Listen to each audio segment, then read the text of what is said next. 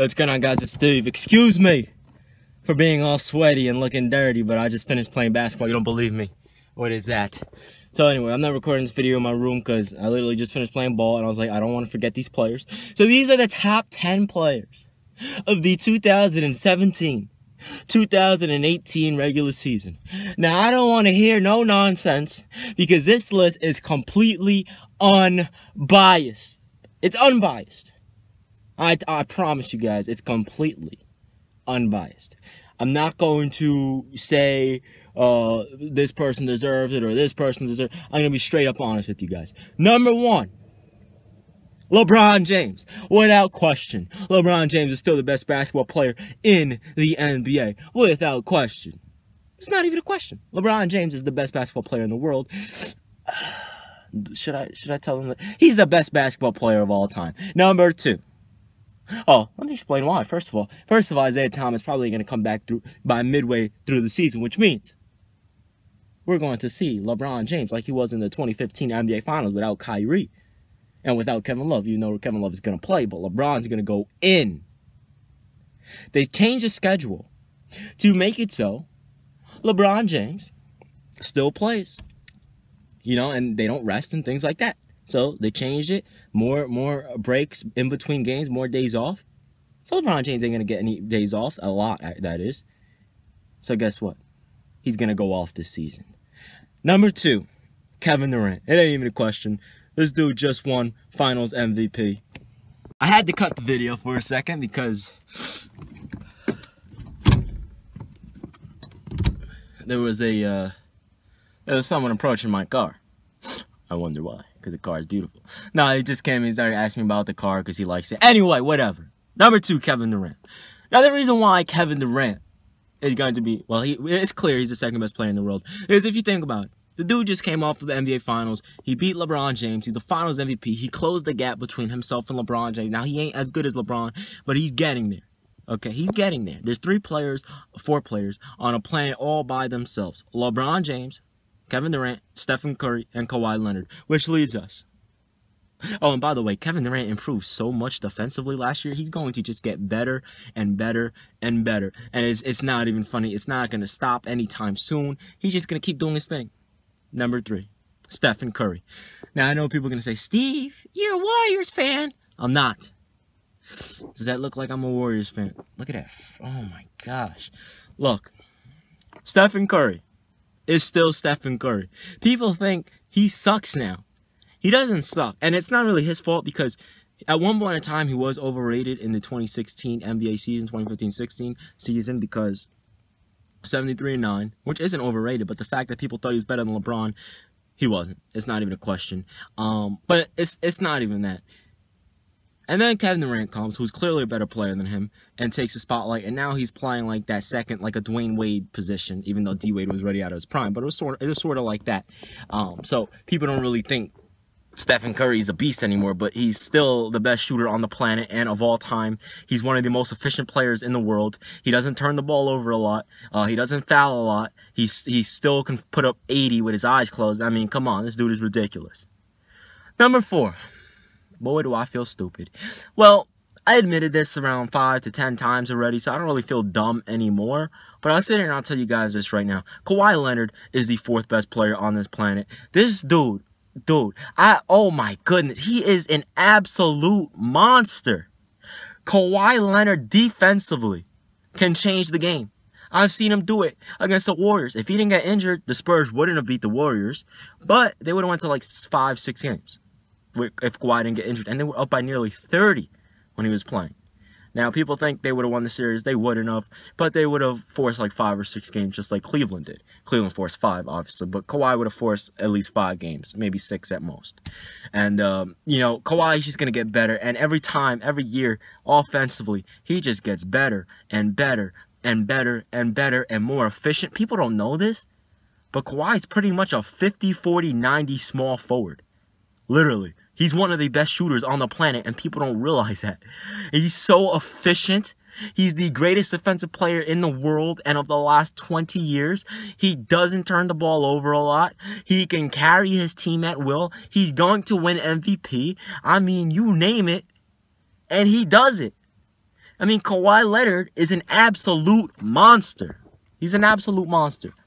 Now for number 5, Russell Westbrook. Now, the reason why Russell Westbrook is number 5 is because he's great.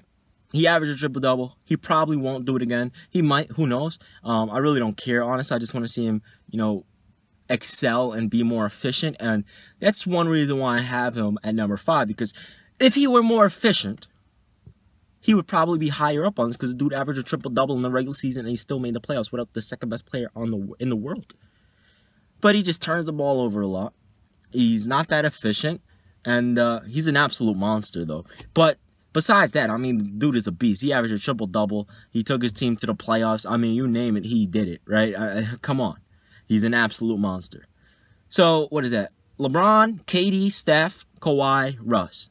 So now we got number 6, none other than the beard, James Harden.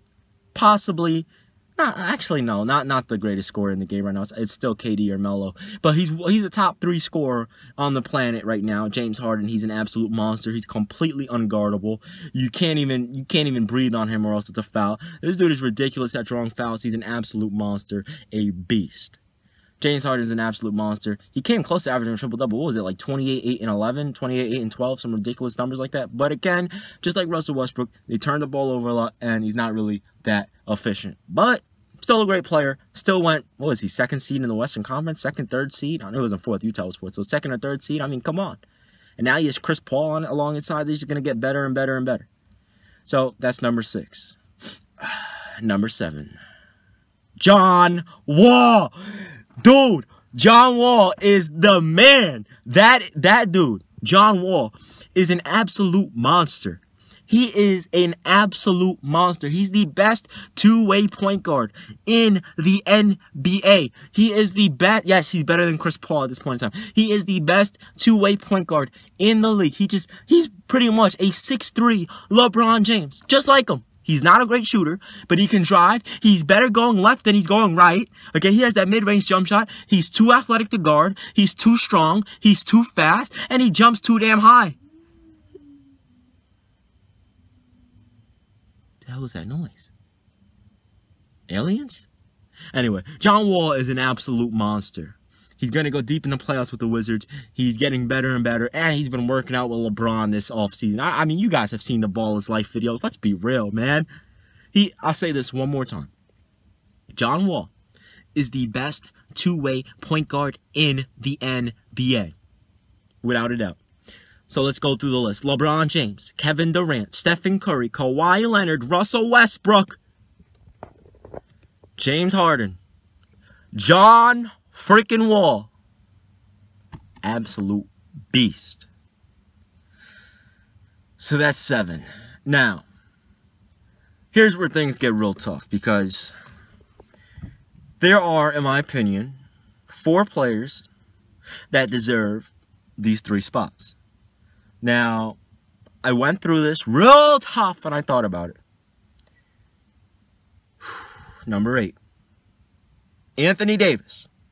Yes, he's injury prone, but he's still an absolute monster. He's pretty much a 35 and 12 guy with 3 blocks per game. He's efficient. He can dribble the ball up the court. He's like a slim, more athletic version of DeMarcus Cousins, except he's more mature. And he has more experience in the playoffs because, let's be real, DeMarcus Cousins on the Kings was not all that great. Number 9. Giannis Antetokounmpo. I don't want to hear nothing from anyone saying he does not deserve to be on this list. This dude, pun intended, is a freak. He is the most freakish player I've ever seen in my life. I mean, I've seen LeBron in his prime. I've seen Kevin Durant in his prime. I've seen Kobe, Melo, Wade. I've seen Tracy McGrady. I've seen Russell Westbrook. I've seen some of the most athletic players in NBA history while in their prime. But Giannis, it's just, this dude is, he's 7 foot with the wingspan like 7'7". Okay? He's not a great shooter, but one dribble from half court and he dunks it with 2 steps. He's a walking triple-double. He's going to make the playoffs. He deserves to be number 9 on this list. He definitely deserves this. Now, number 10 was hard. Because I tried to be as unbiased as possible.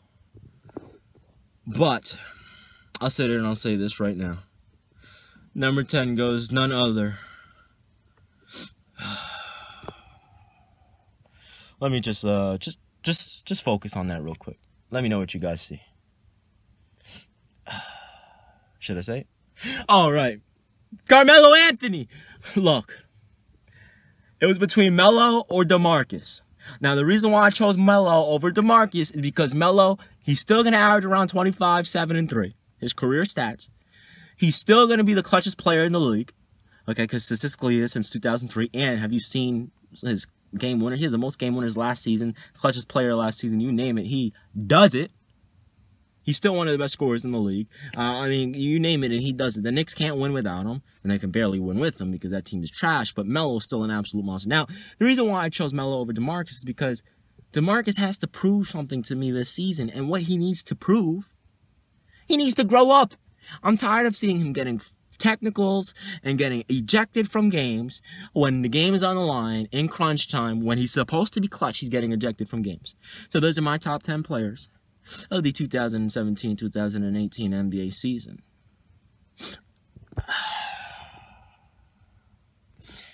We're making the playoffs.